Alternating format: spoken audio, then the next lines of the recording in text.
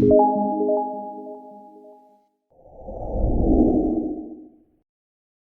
FPL managers and welcome to this week's FPL video focusing on Game Week 12. We'll be reviewing Game Week 11 and the players who I had suggested to avoid, pick and take an outside risk on.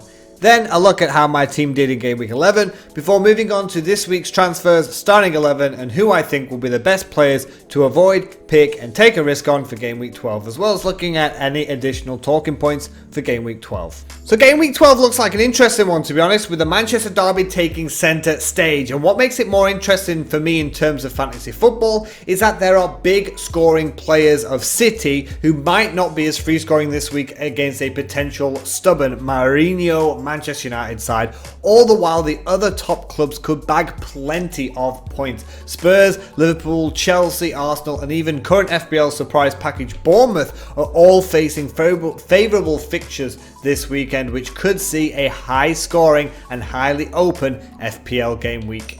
As for my FPL player predictions, it's another 2 out of 3. So starting off with my avoiding advice for Lukaku, the Belgian didn't feature in Manchester United's smash and grab win at Bournemouth, and with Manchester City away from home for Game Week 12, I would still be putting my 10.8 million elsewhere. And my pick of the week, Sterling, came up trumps yet again. Every time I pick this man, he absolutely delivers, and he starred in Manchester City's 6-1 thumping of Southampton, grabbing 21 points for bagging 2 goals and assisting 2 more. Finally, my outside chance of the week was Barkley, and it was almost correct. I was 50% right in the fact that I did say that he would be starting the game. However, he only scored 2 points during his 63 minutes on the pitch. As for my own team, it was a slightly above average week. My risk on Hazard as captain did not pay off despite him getting an assist within 1 minute of entering play. It wasn't worth it because for me, my vice captain was Aguero and my first substitute was Ings,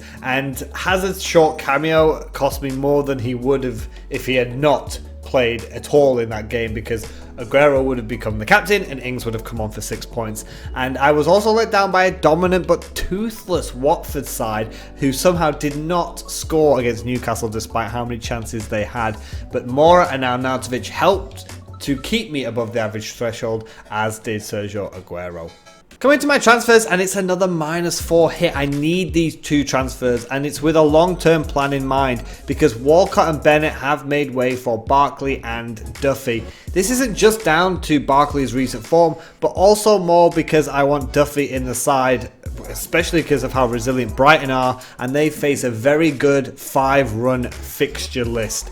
And put that together with Zabaleta and West Ham's run, plus top players like Alonso Robertson, I feel like my defence always has a chance to remain strong and get some points. I feel like I usually play now 3 at the back, and I feel like I've got a strong 4 choice option. And as soon as Crystal Palace come into a better run, Wan-Bissaka will be back into it, so I'll have a very good defence to choose from.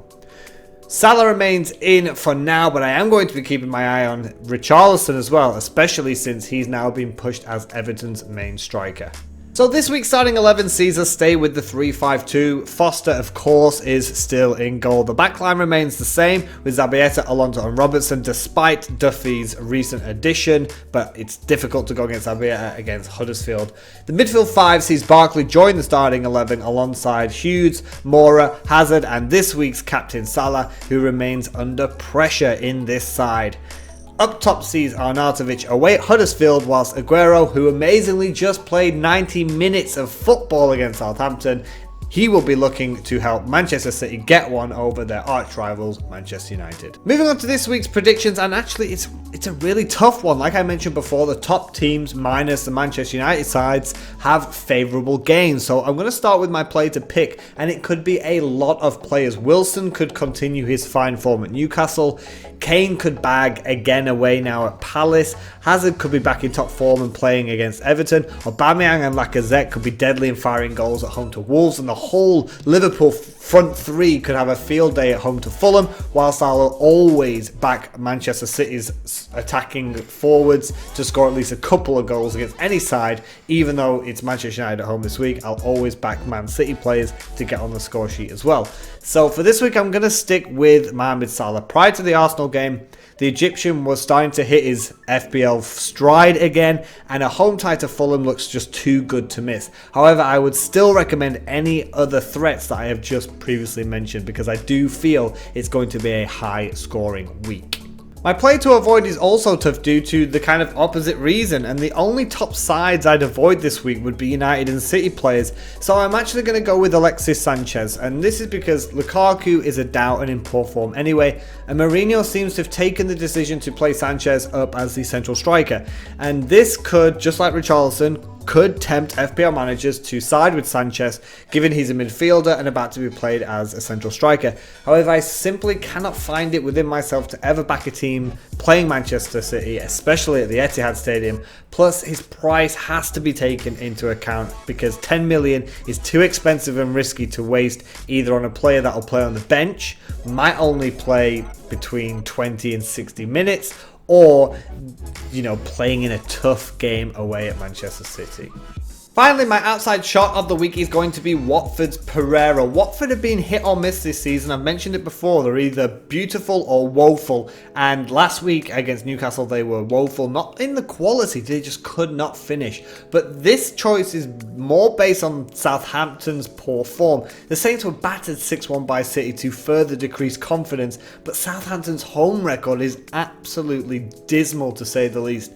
So if there's some points to be had outside the top sides this week, the player I'm going to be looking at is Pereira, but also other Watford players would be good to back, as well as West Ham and Brighton players. Thank you for watching this week's FPL video. Which player do you think is going to score the highest points this week in such a tantalizing game week? I hope you enjoyed the video, and if you did, maybe leave a like and subscribe. Good luck, and as always, have a good one.